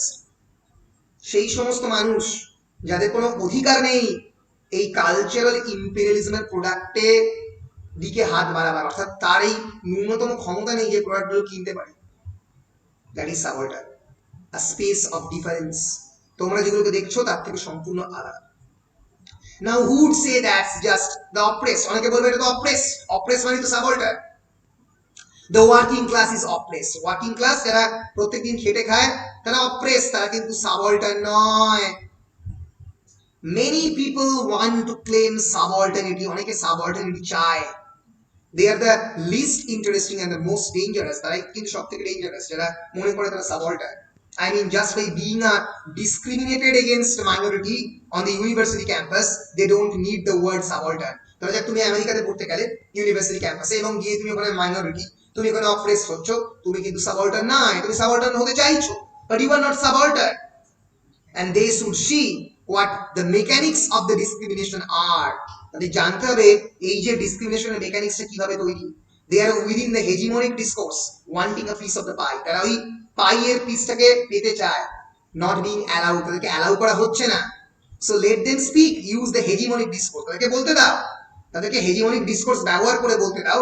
যেরকম ভাবে বহু ভারতীয়রা বিদেশের ক্যাম্পাসে যারা রেশিয়াল ডিসক্রিমিনেশন শিকার হয় তারা বলে, কিন্তু তারা সাবঅল্টার্ন নয়। সাবঅল্টার্ন তারাই যারা, যাদের এই বলার অধিকারটাই নেই, যারা জানেই না তাদের কোনো অধিকার আছে, সম্পূর্ণরূপে অ্যাবসলিউটলি মার্জিনালাইজ লোক, যাদের কোনো ভূমি নেই, যাদের জমি নেই, হাওড়া স্টেশনে পড়ে থাকা ভিখিরিটা হয়তো subaltern. So subaltern a definition that those who is outside of the discourse of the power, যারা ক্ষমতার এই ডিসকোর্সের বাইরে, যাদেরকে হিসেব করে রেশনও তৈরি হয় না। হাওড়াতে খেতে না পাওয়া যে ভিখিরিটা, সে তো রেশনও পায় না, সে রেশন পায় না, সে তার তো রেশন কার্ডই নেই, তাকে তো ভিক্ষে করতে হচ্ছে। That is subaltern. So Spivak for the first time সাবঅল্টার্নের ডেফিনেশনটা ঠিক করলেন। পুরুলিয়াতে এরকম বহু বাড়ি রয়েছে যেখানে প্রত্যেক দিন মানে সে চাল পায় না, তাকে খুদ গুঁড়ো খেতে হয়, খুদকে সেদ্ধ করে খেতে হয়। That is subaltern. তারা জানেই না যে ভারতবর্ষ এতটা এগিয়ে গেছে, ইলেকট্রিকই দেখেনি চোখে পড়বে। এরকম এরকম শহর তোমাদের বীরভূমেই রয়েছে, তোমাদের বীরভূমে ঝাড়খণ্ডের বর্ডারের মধ্যেই রয়েছে। ফলে that is subaltern, that is subaltern outside of the discourse of the power. So Spivak's move is to argue via post-structuralism. Spivak কিন্তু post-structuralism দিয়ে argue করছেন যে that subjects are constituted through discourse. Discourse দিয়েই subject তৈরি হচ্ছে। Discourse মানে কি? Ideology. Discourse is of course a regime of representation that is controlled by power. ক্ষমতার মধ্যে দিয়ে এক ধরনের রিপ্রেজেন্টেশন ক্রিয়েট করার প্রচেষ্টা। And this means an individual can not develop an identity without being the subject of a discourse over which he or she may have little or no control. এটার মানেটা কি দাঁড়ায়? এটার মানেটা দাঁড়ায় যে যদি তোমাকে তোমার আইডেন্টিটিকে দাঁড় করাতে হয়, যদি তোমার আইডেন্টিটিকে এস্টাবলিশ করতে হয়, তাহলে কোনো না কোনো ডিসকোর্সে তোমাকে পার্ট হতেই হবে। ধরো যে তুমি তোমার আইডেন্টিটিকে এস্টাবলিশ করতে চাও, তাহলে তোমাকে পেট্রিয়ার্কির আগে পার হতে হবে। আগে তোমার বাবা বা ফ্যামিলির সমস্ত লোকের কাছ থেকে সমস্ত সাহায্য নিয়ে তোমার এডুকেশনকে কন্টিনিউ করতে হবে, তারপরে তো তুমি গিয়ে পেট্রিয়ার্কির বুক রেজিস্ট করো। So an individual can not develop an identity without being the subject of A discourse. তার আইডেন্টিটি একটা ডিসকোর্সের পার্ট না হয়ে সে ডেভেলপ করতে পারবে না। এটা স্পিভাক প্রথমবার বলবে, এর আগে কেউ বলে। তুমি তখনই রেজিস্ট করতে পারবে যখন তুমি একটা প্ল্যাটফর্ম পাবে, না করলে কি করে রেজিস্ট করবে? সুভাষচন্দ্র তখনই প্রেসিডেন্সিতে গিয়ে প্রফেসর কোটেনকে পিটাতে পারবে যখন সে প্রেসিডেন্সিতে ঢুকতে পারবে, নাহলে কি করে পারবে? ফলে দ্য সাবঅল্টার্ন, কিন্তু সাবঅল্টার্নের ডেফিনেশন কিন্তু একদম আলাদা। The subaltern is one who has no position or sovereignty outside the discourse that constructs as our subject. সে কিন্তু ডিসকোর্সের পার্টি নয়, outside of the discourse. And Spivak rejects the idea that one can access the pure subaltern consciousness because, as she argues, the subaltern cannot speak and is hence spoken for. Subaltern কথা বলতে পারে না, সে মানে সাবঅল্টার্নের হয়ে কথা বলে। সেই নারী যে সতীদাহ প্রথার শিকার, সে তো নিজে ব্রিটিশদের সঙ্গে ডাইরেক্ট কথা বলতে পারে না, তার হয়ে কথা বলছে রামমোহন রায় আর Ishwarchandra Vidyasagar. The subaltern woman in particular has no position of enunciation. তার নিজেকে আর্টিকুলেশনের কোনো জায়গা নেই, তার নিজের কথা বলার কোনো জায়গা নেই। এনাউন্সিয়েশন মানে voice. She remains within the discourse of the patriarchy and colonialism as the object of somebody else's discourse. অন্য কারোর ডিসকোর্সের পার্ট হয়ে সে রয়ে যাচ্ছে। So Spivak's influential notion of the subaltern notes the power of both the patriarchy and the colonialism. প্রথমবার Spivak এই colonialism এবং পুরুষতন্ত্র এই দুটোকে মেলালো। Where the native woman, because of her location within these two structures, cannot enunciate and instead is always spoken by the intellectual. A native woman নিজের কথা নিজে বলছে না, intellectual native woman এর কথা বলাচ্ছে। A process Spivak is critical of, because as he argues, it is better to let the woman remain on the margins of the discourse rather than speaking on her behalf. Spivak বলছেন যে উইমেনকে marginalise রেখে দেওয়া ভালো, rather than তার হয়ে বলা, and thus consigning her deeper into the silence. ফলে তার ভয়েসটা আমরা কোনোদিন শুনতে পাচ্ছি না, সে আরো বেশি পরিমাণে নিস্তব্ধতার অন্ধকারে হারিয়ে যাচ্ছে। সো এখান থেকেই যে কনসেপ্টটা স্পিভাক ক্রিয়েট করছে, that is the concept of the epistemic violence. Epistemology মানে কি? আবার বলেছি, আগের দিন ক্লাসেই বলেছি, খালি প্রত্যেক দিন ভুলছো তোমরা। জ্ঞান তত্ত্ব, জ্ঞান তত্ত্ব। এপিস্টেমোলজি মানে হচ্ছে যে জ্ঞান, মানে জ্ঞান তত্ত্ব মানে হচ্ছে এপিস্টেমোলজিক্যাল ডিফারেন্স, মানে সাহেবদের যে Notion of the medical science, সাহেবদের যে Notion of the property legality, সেইটা তো ভারতীয়দের লিগ্যালিটি এক নয়, হিন্দু ল এবং ব্রিটিশ ল তো ডিফারেন্ট। এই যে ডিফারেন্স, এটাকে এপিস্টেমোলজি বলে। সো এপিস্টেমিক ভায়োলেন্স, ভায়োলেন্স মানে যখন আমি এক ধরনের ভায়োলেন্স ক্রিয়েট করছি এপিস্টেমোলজির লেভেলে, আমি জোর করে চাপিয়ে দিচ্ছি সেই জিনিসটা। So conceptually, epistemic violence specifically relates to the women. Spivak women দের ক্ষেত্রে কি ইউজ করছে, whereby the subaltern woman must always be caught in translation. বারবার subaltern women দেরকে অনুবাদ করা হচ্ছে, তাদের নিজস্ব ভয়েস নয়, অন্য কারোর ভয়েস আমরা শুনতে পাচ্ছি।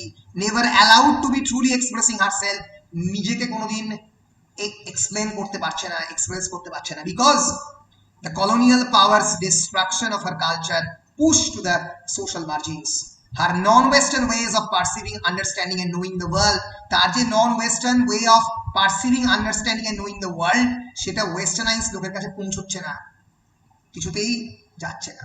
That is epistemologic violence. So Spivak is very much is always criticizing the institutionalization. Institutionalization মানে এই যে আমি ধরো তোমাদেরকে কলেজের মধ্যে পড়াচ্ছি, কলেজ একটা নিজস্ব ফরম্যাট, কোনো কিছুকে প্রাতিষ্ঠানিক করে তুললেই মানে স্পিভাক সেটাকে পছন্দ করেন না, কারণ প্রাতিষ্ঠানিক করে তোলা মানেই সেটাকে একটা রিচুয়াল করে তোলা।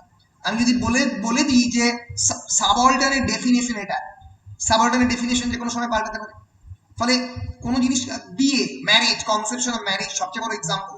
আমরা এমন একটা কনসেপশন অফ ম্যারেজ তৈরি করেছি যেটা which is basically the institutionalization of marriage. Marriage মানে কি? ম্যারেজ মানে কোনো একজন স্ত্রী একজন পুরুষের শ্বশুর বাড়ি যাবে, মানে পুরুষের বাপের বাড়ি যাবে, এবং সে নিজের শ্বশুর বাড়িতে থাকতে পারবে না, নিজের বাপের বাড়িতে থাকতে পারবে না, নিজে এই করতে পারবে না, ওই করতে পারবে না, হেন করতে পারবে না, তেন করতে পারবে না। এগুলো প্রত্যেকটাই ইনস্টিটিউশনালাইজেশন, প্রাতিষ্ঠানিকভাবে কোনো একটা জিনিসকে স্বীকৃতি দেওয়া, এবং যে মুহূর্তে প্রাতিষ্ঠানিকভাবে কোনো জিনিসকে স্বীকৃতি দিচ্ছি তার মানেই হচ্ছে দেয়ার বাই রোমান্টিসাইজেশন, সেটাকে নিয়ে রোমান্টিসাইজ করছি। ম্যারেজকে নিয়ে রোমান্টিসাইজ হয় তো, প্রথমবার বিয়ে করবে বলে কত সুন্দরভাবে মেয়েদের মধ্যে স্বপ্ন তৈরি করা হয়, সেই স্বপ্নগুলোকে তৈরি করে পেট্রিয়ার্কি। ফলে রোমান্টিসাইজেশন অফ দ্য সাবঅল্টার্ন, তার কথা স্পিভাক বলছেন। She argues that this appropriation, where the ethnic minority angle is perpetually stressed, ensures that their marginality is retained. তিনি বারবার বলছেন এই যে মানুষজন, এদের মার্জিনালিটি থাক, বরঞ্চ এদেরকে ভুল করে রিপ্রেজেন্ট করো না। So it is only through the West's acknowledgement and validation of the margin that the margin finds an identity. West যখন প্রথমবার বলবে যে এই সাঁওতালদের নিয়ে তো এবার তোমাদের চিন্তা ভাবনা করতে হবে, কারণ বিকজ সাঁওতাল বিদ্রোহ হচ্ছে, এবার তো সতীদাহ প্রথাকে নিয়ে চিন্তা ভাবনা করতে হবে, বন্ধ করতে হবে, যে মুহূর্তে ওয়েস্ট সেটাকে অ্যাকনলেজ করবে তবে সেটা মার্জিনাল হবে, তবে সেই মার্জিন, তবে সেই পার্শ্বরেখায়িত চরিত্র একটা আইডেন্টিটি পাবে, তার আগে পাবে না। So it is only through the West's acknowledgement and validation of the margin that the margin finds an identity. And here the discipline of the postcolonial studies itself becomes suspect. Spivak নিজে বলছেন এর ফলে পোস্টকলোনিয়াল যে subject এতক্ষণ যে পড়লে, যেটা post colonialism, সেটাই একটা বড় প্রশ্নচিহ্নের মুখে, কারণ তুমি এটা পুরোটাই, এই পুরো সাবজেক্টটাই অনেকটাই সাহেবদের created, because it presents the West's longing for its other এটা ওয়েস্টের যে ভালোবাসা, মানে এক ধরনের অ্যাট্রাকশন বা ফ্যাসিনেশন এই ইস্টদের প্রতি। কেন? কারণ ইস্ট থাকলে তবেই তো ওয়েস্ট এক্সিস্ট করবে। ভারতীয়রা যত বেশি পরিমাণে তাদের অত্যাচারের কাহিনী লিখবে, তত বেশি পরিমাণে সাহেবদেরকে নিয়েও তো চর্চা হবে। ফলে এর মধ্যে কিন্তু এক ধরনের একটা ওয়েস্ট লঙ্গিং ফর ইটস আদার রয়েছে। এর মধ্যেও স্পিভাক বলছেন যে পোস্ট কলোনিয়াল স্টাডিজ এর মধ্যেও কিন্তু এক ধরনের সাহেবদের নিজস্ব চর্চার ব্যাপার রয়েছে। এর ফলে এটাকেও তিনি ক্রিটিসাইজ করছেন। বেশ, that's all. Post colonial feminism তোমাদের এই স্পিভাকেরই extension.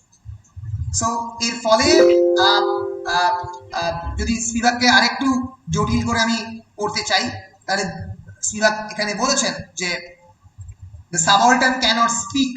There is no virtue in global laundry lists with women as a pious item. Global laundry list মানে যেখানে গোটা পৃথিবীর বিভিন্ন নোংরা কাপড় কাচা হয়, সেখানে ওমেনদেরকে কোনোভাবে পায়াস আইটেম হিসেবে, কোনো খুব পরিষ্কার পিওর আইটেম হিসেবে রাখা নেই।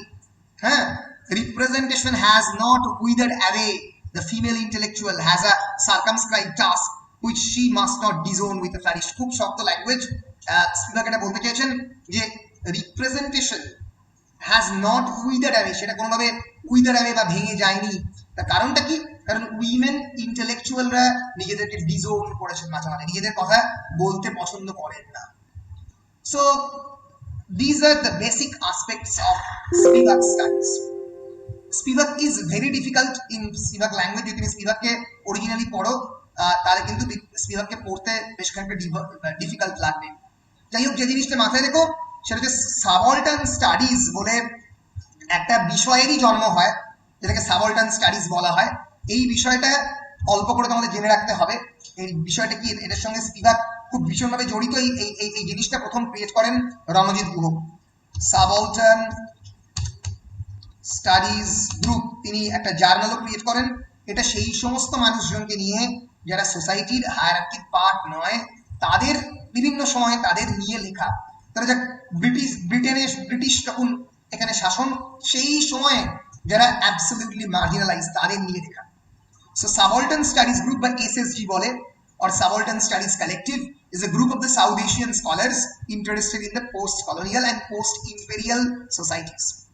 তারা এক ধরনের অ্যান্টি এসেনশিয়ালিস্ট অ্যাপ্রোচ, এসেনশিয়ালিজম মানে আমি বলেছি যেখানে কোনো কিছু স্পেসিফিক ক্যারেক্টারিস্টিককে সেলিব্রেট করা হয়, সেইটা না করে একদম ফ্রি ওয়েতে they are for the first time write this conception of the very important concept history from below.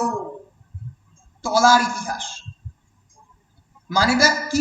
মানেটা খুবই পরিষ্কার। ধরা যাক আকবরের সময়ের যে যন্ত্রণা, যে আকবরের যে সেই সময়কার যে শাসক হিসেবে বহু লোককে তো অত্যাচার করেছে আকবর নামা বা হুমায়ুন নামাতে এর কথা থাকবে না। আকবরের নিজস্ব যে সমস্ত ট্রান্সক্রাইব হিস্ট্রি, তার মধ্যে এই কথা থাকবে না। থাকবে কার কার কার লেখায়? একজন চাষি, একজন সাধারণ মানুষ, যে আকবরের জীবনে আকবরের সময় লিখছেন, কিন্তু সেই লেখাটা কোনোদিন পাবলিশ হয়নি। পাবলিশ হলে তো আকবর তাকে মেরে ফেলবে। এই যে এটা কি বলা হয় পিপলস হিস্ট্রি বা history from the below, the history of the common man, যেটা লেখা হয় না।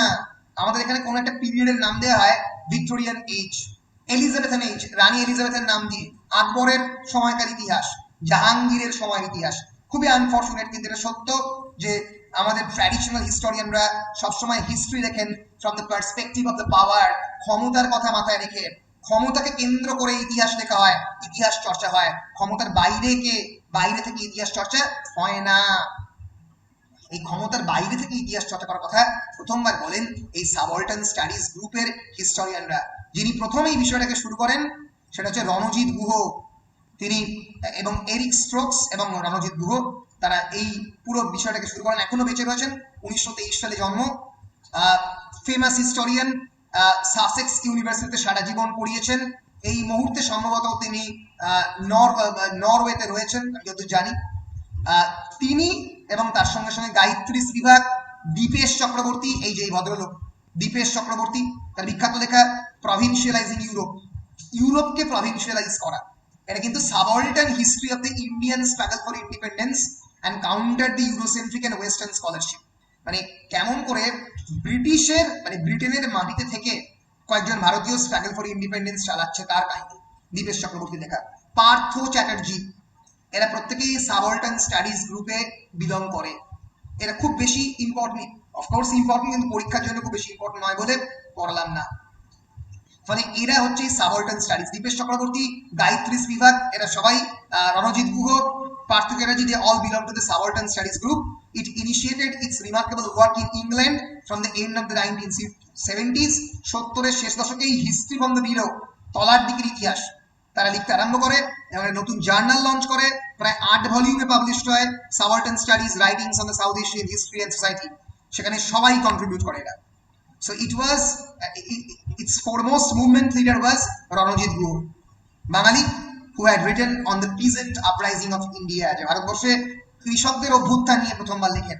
এছাড়া Partha Chatterjee, David Hardiman, Dipesh Chakrabarty, David Arnold, এরা প্রত্যেকেই, জ্ঞানেন্দ্র পান্ডে, এরা প্রত্যেকেই এই মুভমেন্টের পার্ট নিয়েছেন। So thank you. আমি মোটামুটি পোস্ট কলোনিয়ালিজম শেষ করেছি। আমি শেষ করছি এটা বলে যে আমাদের পোস্ট কলোনিয়াল লিটারেচারের মধ্যে এই, for example, things fall apart বা হার্ট অফ ডার্কনেস, এই ধরনের সাহিত্যের মধ্যে যে ম্যানস ইনহিউম্যানিটি টু ম্যান দেখানো হয়েছে অ্যাজ আ গ্রেটেস্ট সিন, এবং কিভাবে সাহেবরা দিনের পর দিন ধরে, বেলজিয়ানরা স্পেশালি, কিভাবে ভয়ঙ্করভাবে তারা কলোনাইজ করেছে আফ্রিকার কঙ্গোতে, তার ডেসক্রিপশন হচ্ছে হার্ট অফ ডার্কনেস। ফলে পোস্ট কলোনিয়ালিজম যেটা করলো, এগুলো প্রত্যেকটাই কলোনিয়াল টেক্সট, এগুলো কিন্তু সেই সময় লেখা, এটা 1899 লেখা। এই টেক্সটের মধ্যে থেকে যে এই যন্ত্রণাকর অংশগুলো, যে ভয়ঙ্কর এই যে কলোনিয়াল মাস্টাররা দিনের পর দিন ধরে একটা টেরিবল অত্যাচার চালিয়েছে, সেই জিনিসটাকে বার করে আনার চেষ্টা করছেন, তাকে নতুনভাবে ইন্টারপ্রেট করার চেষ্টা করছেন। ম্যানস ইনহিউম্যানিটি টু ম্যান, এটাকে দেখাবার চেষ্টা করছেন। এবং এই যে বারবার এটা apocalypse now, it's a famous cinema, যেটা হার্ট অফ ডার্কনেসের উপর ভিত্তি করে তৈরি করা, যেখানে বলা হচ্ছে it is impossible to get to the heart of the darkness of the man. মানুষের নিজের মনের অন্ধকারে ঢোকা প্রায় অসম্ভব। এটা মিস্টার ক্রুজ, বিখ্যাত ক্যারেক্টার, যে একজন সাহেব, অর্ধেক সাহেব যার মুখ দেখা যাচ্ছে, আর অর্ধেক নারকীয় যেটা দেখা যাচ্ছে না। আফ্রিকার কঙ্গোতে গিয়ে সে একজন আফ্রিকান ট্রাইবালদেরকে এমন ভয়ঙ্কর ভাবে সে অত্যাচার করেছে, তাদের উপরে একটা কলোনিয়াল মাস্টারদের জিনিস ক্রিয়েট করেছে, master himself becomes a colonial master. সেইটাই এই হার্ট অফ ডার্কনেস এবং অ্যাপোক্যালিপস নাওতে বোঝানো হচ্ছে। ফলে আমরা যেটা দেখতে পাচ্ছি সেটা তো ডার্ক স্কিন, আমরা তো আফ্রিকানদের কালো স্কিন দেখতে পাই, কিন্তু ইউরোপিয়ানদের মনের ভেতরে কতটা ব্ল্যাকনেস আছে সেটা কেউ ডিসকভার করতে পারবে? এই প্রশ্ন দিয়েই আমি আজকের লেকচার শেষ করছি। This is pre apartheid Africa. আফ্রিকাতে আমি বলেছি যে একটা আলাদা সিঁড়ি ছিল আফ্রিকানদের যাওয়ার জন্য, নন ইউরোপিয়ানস অনলি, এখানে ইউরোপিয়ান অনলি, ভাবতে পারছো? আলাদা সিঁড়ি যাওয়ার জন্য। Caution, beware of the native, নেটিভদের সম্পর্কে সাবধানে থাকো। So wretched of the earth, orientalism, Aime সিজারের কলোনিয়ালিজম, ফ্রান্স ফানোর ব্ল্যাক স্কিন হোয়াইট মাস্ক, এগুলো বিখ্যাত example of various texts. So কয়েকটা এক্সাম্পল দিয়ে শেষ করেছি আমি। Thank you everyone. আজকে আমি আমার পোস্ট কলোনিয়াল লিটারেচারের ক্লাস এখানেই শেষ করলাম। কারোর কোনো প্রশ্ন থাকলে করতে পারো।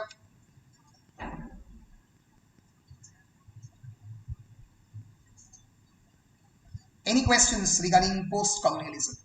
Anyone? নেই প্রশ্ন? বেশ, তাহলে আমি রেকর্ড অফ করছি নাকি? বেশ, আমি রেকর্ড